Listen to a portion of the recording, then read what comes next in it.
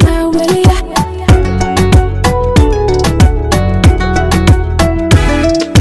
baby waan ku dhowran sida dhalankan ku dhowran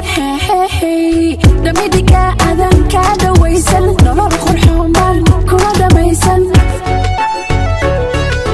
baby waan ku dhowran sida dhalankan ku dhowran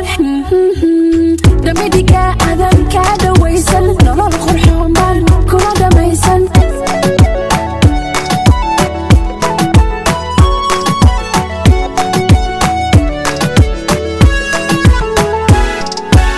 dulqaadka kugu jiro dadku yaabo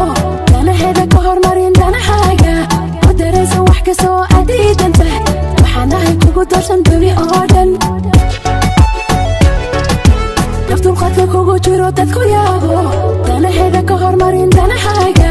u daraysan wax kastoo aad diidan tahay waxaan ahay kugu doorsan duni oo dhan